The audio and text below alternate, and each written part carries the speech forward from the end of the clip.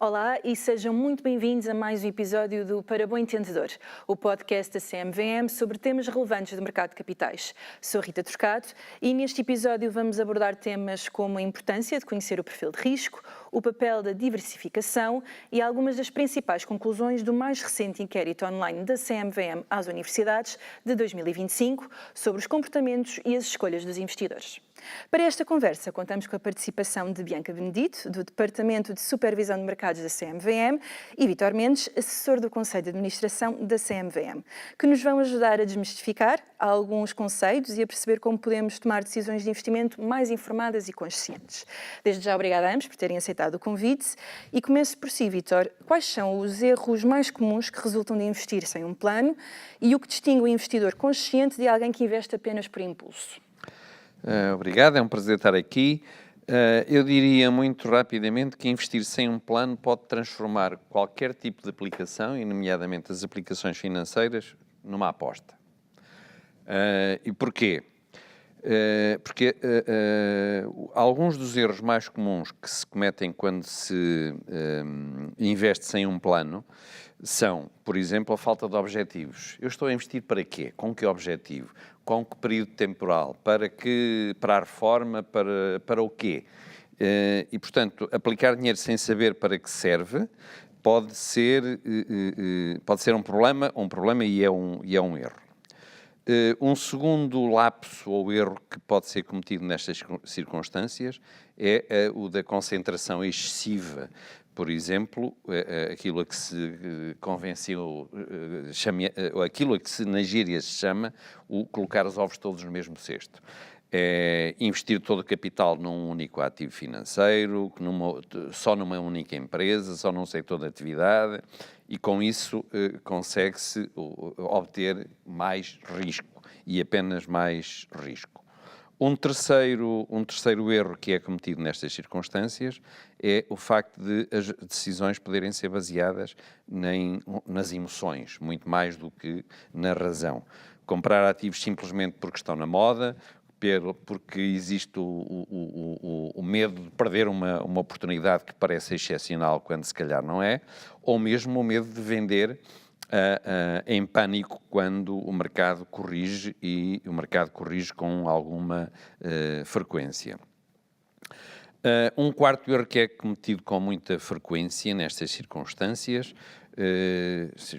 repito, de se investir sem um plano, é o facto de não se conhecer o perfil de risco, o próprio perfil de risco.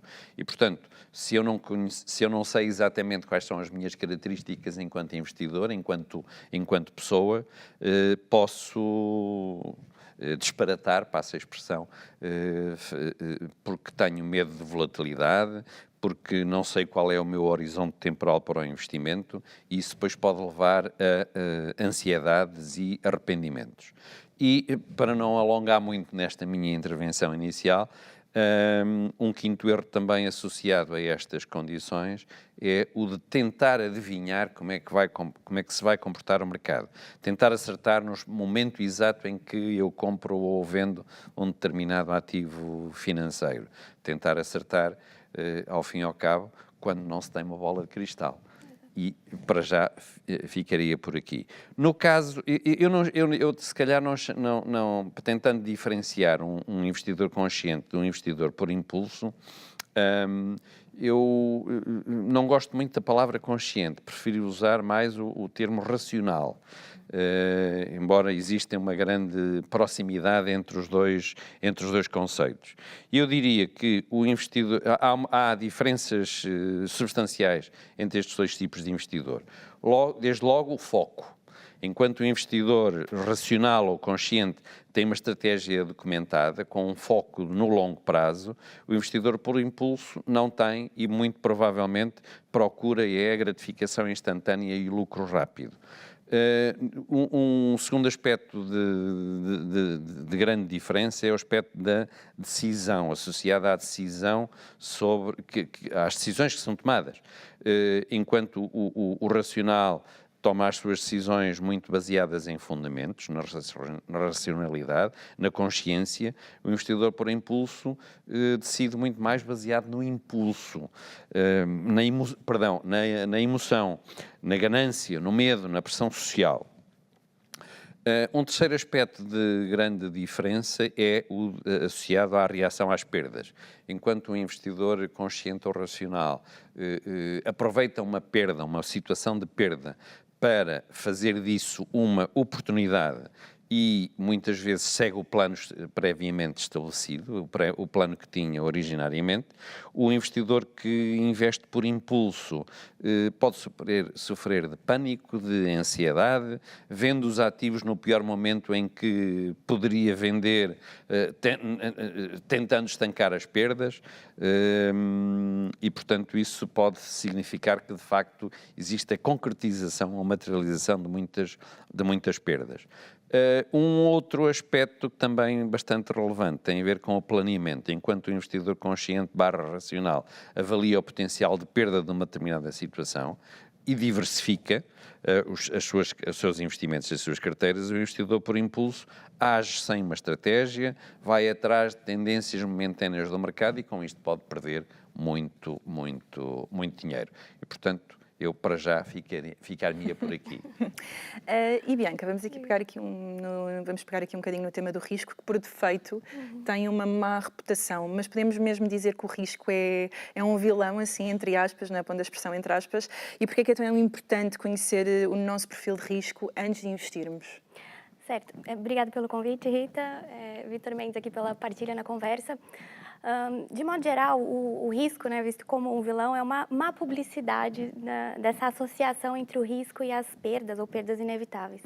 Porque quando se investe em um instrumento financeiro específico, independente se ele tem alta ou baixa volatilidade, não significa que ele é melhor, que ele seja melhor ou pior, mas que, no caso, esse instrumento ele pode ser mais adequado ou menos adequado para determinado perfil do investidor. Então, cada investidor tem um nível de suporte, seja financeiro, seja emocional. Portanto, as finanças comportamentais tratam muito disso, né? Os vieses cognitivos, emocionais, heurísticas que afetam ali a tomada de decisão. Então, conhecer o seu próprio perfil de risco acaba por blindar ali, o investidor, no caso, a esses tipos de decisões por impulso, como o Vitor aqui colocou muito bem. E já pegando o gancho aqui no que o Vitor colocou, por exemplo, ter esse planeamento, então, um investimento de curto prazo, tende a ter ali uma maior estabilidade, talvez, uma liquidez mais diária daquilo que o investidor espera. Já no investimento mais a longo prazo, o mercado tem os ciclos, então as perdas tendem a se absorver melhor ali no longo prazo. Então, ter esse planeamento, esse perfil é importante. E uma questão também é que o perfil do próprio investidor altera-se ao longo da vida. Então, é importante calibrar esse perfil. Porque, suponha, no início de uma carreira ali do investidor, o perfil de risco talvez dele seja maior, com menos compromissos financeiros, enfim. E esse mesmo investidor, talvez no futuro, com família, casas e outros compromissos financeiros, altera-se ali o perfil de risco. Então, é importante calibrar esse perfil ao longo da vida também.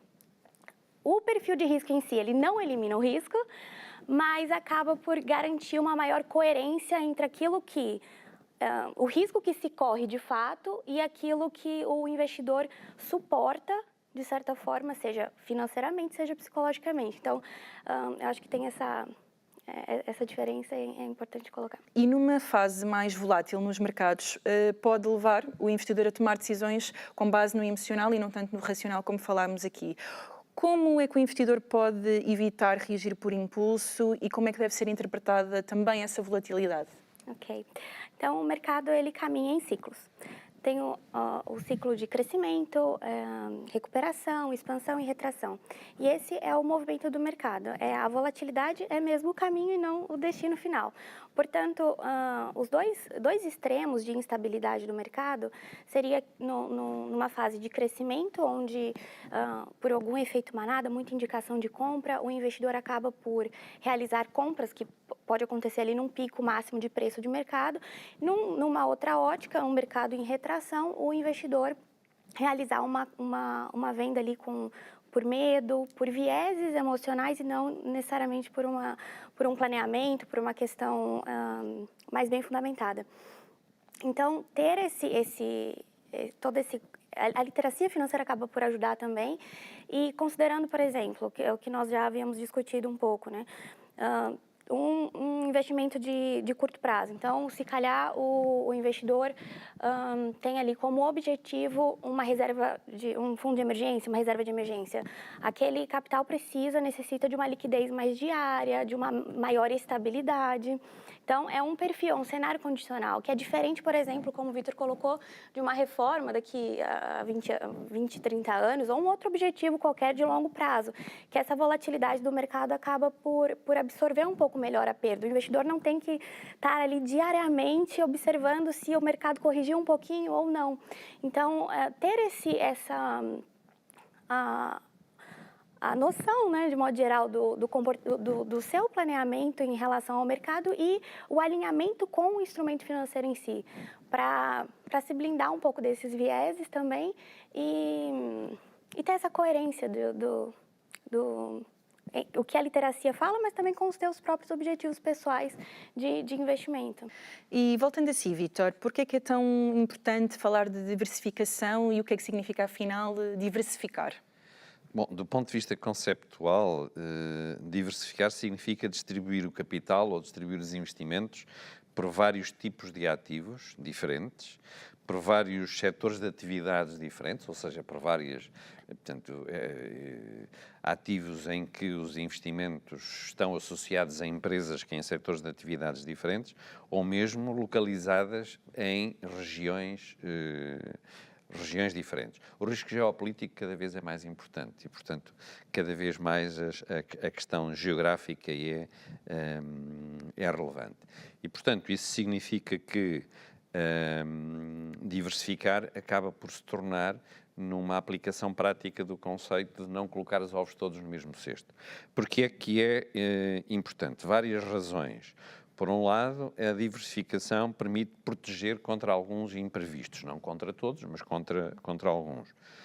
Assim, se eu tiver os meus investimentos espalhados por diversas empresas, se houver problemas numa empresa, se houver problemas na cotação das ações ou das obrigações de uma empresa, as perdas podem ser compensadas por ganhos que eventualmente existam em empresas ou desempenhos positivos que existam noutros investimentos, noutras empresas, noutros setores de atividade, noutras geografias.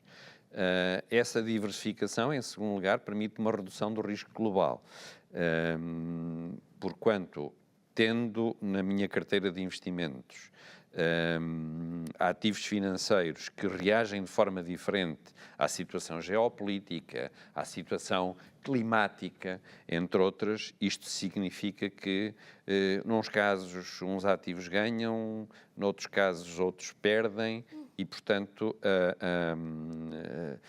a volatilidade da minha carteira global, e é nessa que nós devemos pensar, que é nos ganhos e nas perdas de todos os investimentos, do conjunto dos investimentos, essa volatilidade virá um pouco mais reduzida.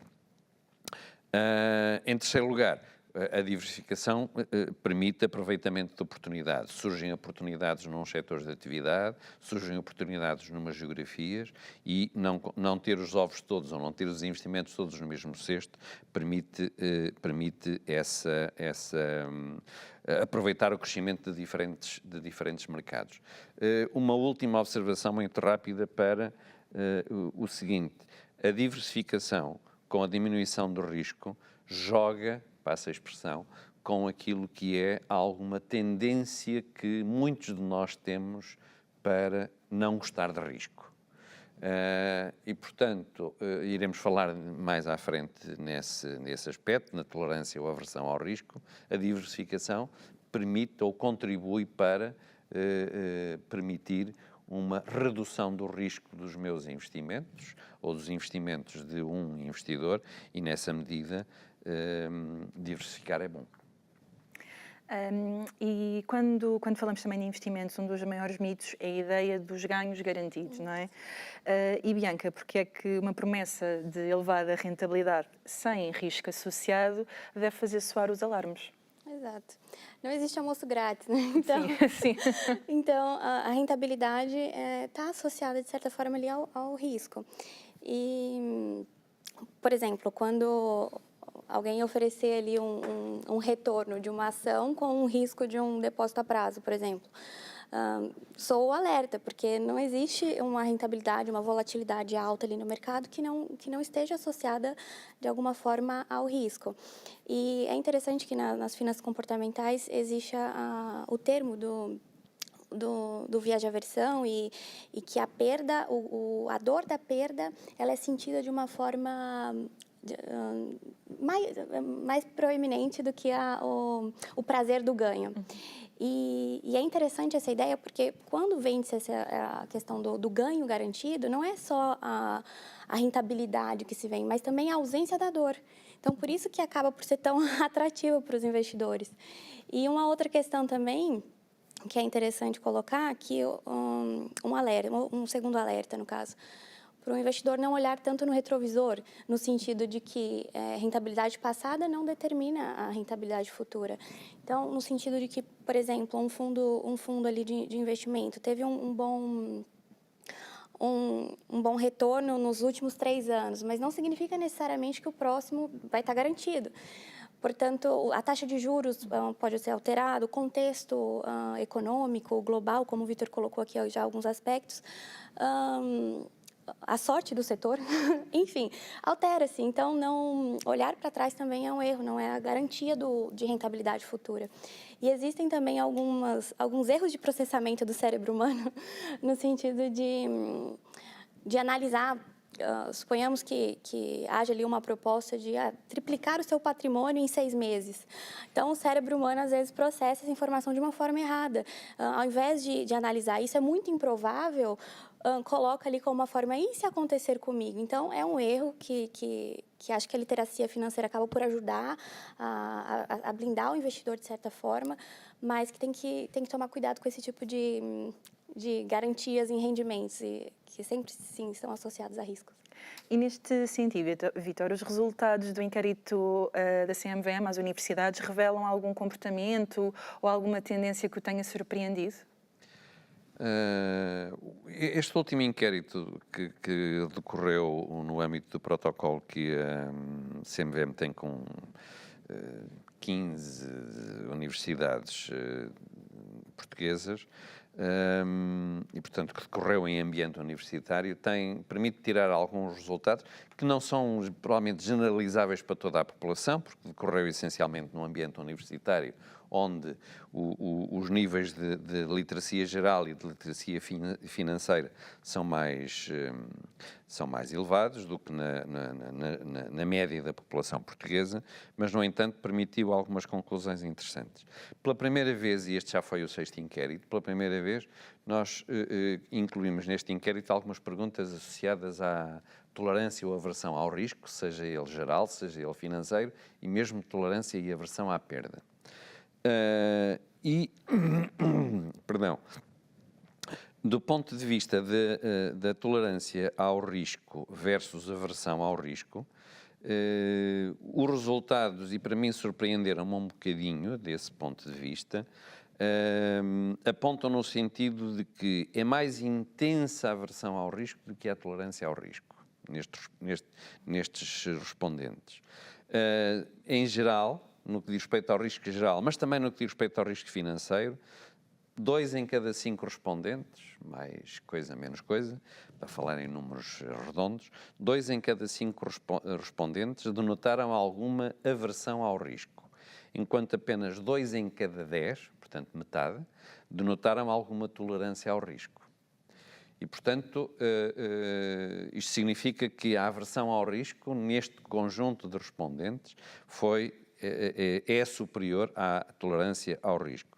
Mas, como a Bianca disse muito bem, a tolerância à perda é mais relevante, ou pode ser mais relevante. E assim, 3 em cada 5 respondentes denotaram alguma aversão à perda, enquanto apenas 1 em cada 10 denotou alguma tolerância à perda. Portanto, neste conjunto respondente, foi mais intensa a aversão à perda do que propriamente a aversão ao risco. Quem? Bom, os mais tolerantes ao risco neste inquérito, independentemente de ser risco financeiro ou geral, os mais tolerantes foram homens até 40 anos e mais literados. E, portanto, mulheres mais idosas, com menor conhecimento financeiro, mais avessos ao risco. Mas, curiosamente, no que diz respeito à tolerância à perda, as conclusões foram muito semelhantes. Também os homens, também mais jovens, até 40 anos, com idades até 40 anos, e também com melhor conhecimento financeiro, seja objetivo, seja percepcionado, eram mais tolerantes à perda. O que é que isto pode... Que tipo de impacto é que isto pode ter? Bom, pode ter desde logo um impacto no tipo de instrumentos financeiros que detêm e no tipo de aplicações financeiras que as pessoas fazem.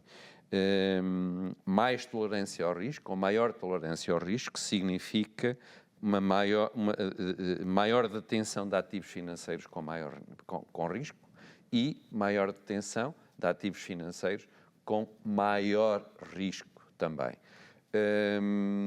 Não significa necessariamente que haja mais perda, significa que mais risco, e é daquelas lições que a economia financeira está sempre a apresentar, em geral, em média, mais risco significa maior valor esperado e maior rendimento. Não necessariamente, estamos a falar em médias, e as médias são sempre um bocadinho perturbadoras, muitas vezes. Eu costumo dar um exemplo que é, se uma pessoa tiver a cabeça no congelador e os pés no forno, em média está a temperatura ambiente, à boa temperatura, mas se calhar é capaz de sofrer um bocadinho. Sim, ligeiramente. E ainda nesta temática do estudo, este diz-nos se as redes sociais são um fator determinante na tomada de decisões dos investidores e se sim, não é? Que risco é que isto pode representar? Diz que sim, que há pessoas que atribuem muita importância às redes sociais. Felizmente, não muitas. E porquê é que eu digo felizmente? Porquanto as redes sociais têm uma muito menor supervisão da informação que nelas circula do que outros veículos de disseminação de informação, e nessa medida muitas vezes não se consegue distinguir o utilizador das redes sociais não consegue distinguir o trigo do joio e pensa que uma determinada informação que viu numa rede social que corresponde à verdade, e ela é a mais incrível das mentiras e, portanto, é a mais incrível das inverdades, e nessa medida podem ser tomadas decisões de investimento baseadas em aspectos que não são corretos e, portanto, conduzir a erros. Felizmente, como eu referi, há muita gente a usar redes sociais, mas há ainda, não digo ainda mais, mas uma percentagem muito relevante das pessoas que usam redes sociais não lhes atribui grande importância no momento da decisão de investimento. Há algumas que sim, e para essas aí a utilização da informação que circula nas redes sociais pode conduzir a resultados negativos. Okay. E se calhar um bocadinho neste sentido, desafiava-vos aqui a deixar uma mensagem final. Se pudessem deixar, lá está uma mensagem a quem nos ouve e possa ser um investidor ou um possível futuro investidor, que mensagem é que seria? Se calhar começaria por ti, Bianca. Invistam em literacia financeira, em conhecimento do mercado, mas principalmente não confiem em atalhos, porque os investimentos são construídos de forma paciente. E saibam os seus próprios objetivos para poder alinhar com aquilo que o mercado oferece, em termos do que foi conversado aqui, de prazos, dos objetivos, para alinhar com aquilo que o mercado oferece, mas principalmente não acreditar em atalhos, retorno garantido e etc. Vítor? Eu alinho naquilo que a Bianca acabou de dizer. Eu diria conhecimento contínuo, conhecimento de si próprio, saber quem eu sou enquanto pessoa, quem eu sou enquanto investidor, que objetivos é que eu devo ter para os meus investimentos, que conhecimento é que eu tenho para fazer esses investimentos. E a propósito desses conhecimentos, só apenas um breve parênteses para dizer que aqui há uns anos atrás, eu perguntei aos nossos colegas do DCI, do apoio ao investidor, que me indicassem um exemplo típico de perguntas que os investidores, ou que algumas pessoas, dirigiam à CMVM.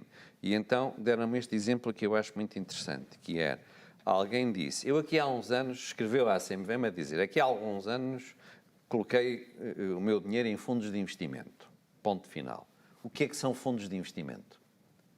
Ora bom, esta pergunta deveria ter sido feita antes de ter colocado dinheiro em fundos de investimento e não depois de ter colocado dinheiro em fundos de investimento. Portanto, conhecimento permanente, o mais aprofundado possível e contínuo. Não pensar que já se sabe tudo. Curiosamente, o conhecimento próprio é mais importante que o conhecimento objetivo.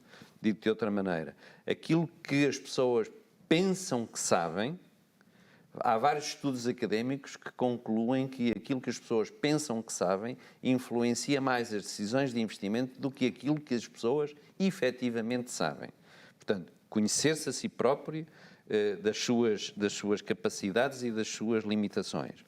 Isso permite ajudar a ter uma visão de mais longo prazo, foi aquela que, por onde nós começamos esta conversa, e ao ter esta visão de longo prazo, as pessoas evitam com isso, ou conseguem evitar, ter a perspectiva do momento, do presente, o que é que está a acontecer agora? Eu devo vender imediatamente porque o mercado caiu, ou devo comprar mais porque eventualmente o mercado subiu? Ter aqui alguma disciplina que permite também fazer algum controle emocional das emoções e do medo de falhar uma grande oportunidade que me surgiu num SMS ou num telefonema que me fizeram, ou num e-mail que caiu aqui na minha caixa de correio a dizer que vou ganhar, posso ganhar, duplicar, triplicar, quadruplicar o meu investimento em pouquíssimo tempo. Portanto, em suma, muito rapidamente, conhecimento contínuo, controle emocional, visão de longo prazo, eu diria que são 3 aspectos essenciais a ter e a considerar. E acho que ficamos aqui com uma muito boa mensagem. Mais uma vez, obrigada por terem aceitado o convite. A quem nos ouve e vê e se gostou deste episódio, pode acompanhar os restantes através das plataformas habituais de podcast e através do portal do investidor da CMVM. Obrigada e até ao próximo episódio.